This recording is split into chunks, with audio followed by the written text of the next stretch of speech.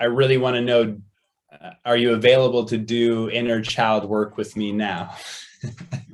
And I thought, that's so cool, man. That's happened to me probably if 10 times I can probably pull up that there's been seeds that were dropped in a co-creative conversation.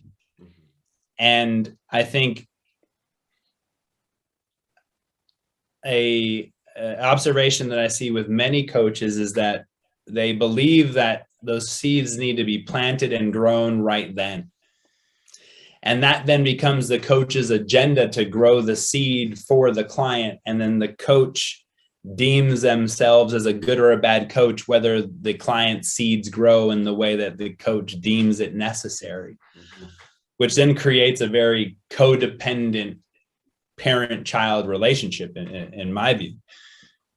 And so I've worked very hard over the years to allow myself to just throw some seeds and see what grows, and not take on the responsibility that it's my job to grow your seeds. It's my job. I see my job as to throw them.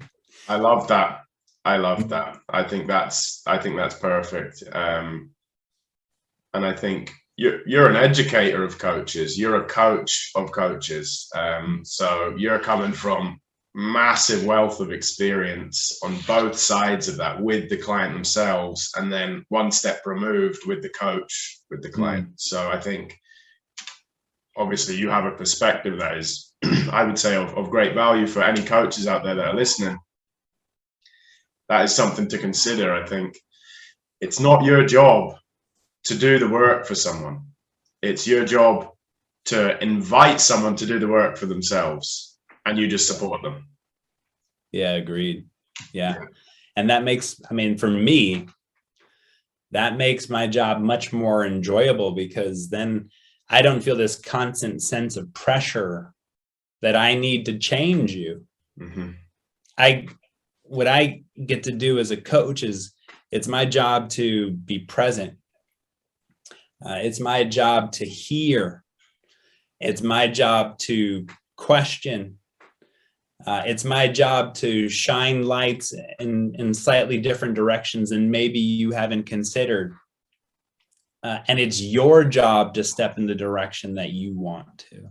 I don't want to create, I'm not trying to create more Jators. I'm trying to help people help themselves live the life that they want to live, or to understand that they're living the life that they want to live and they're choosing it. And now they have a choice. Because from my perspective, there is a challenge and a benefit to remaining the same. And there's going to be challenge and benefit to changing.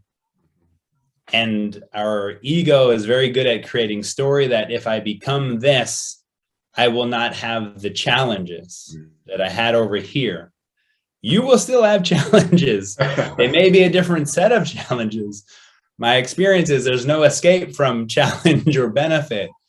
It's getting to a place of parenting ourselves in a very different way, and asking, maybe this wounded inner child, or this traumatized or this separated inner child, it's okay that you learn to live life like that so that you can survive.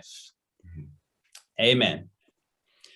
And I don't know where you found the courage and the resiliency to do so. In fact, I'm humbled by your brilliance.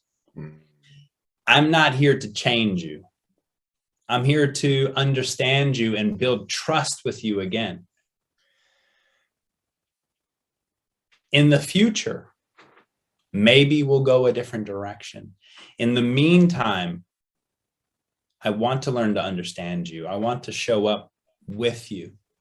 I want to reparent you in a different way than you experienced yourself to be parented at that time.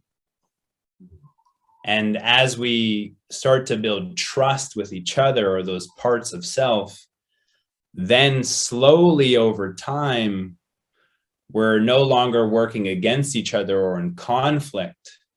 We're integrating and then making more of a decision from an I place rather than these many parts of me place. And that's slow going, man. And it needs to be.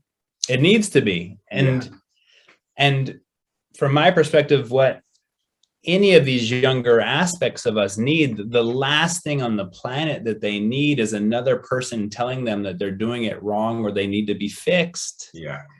They need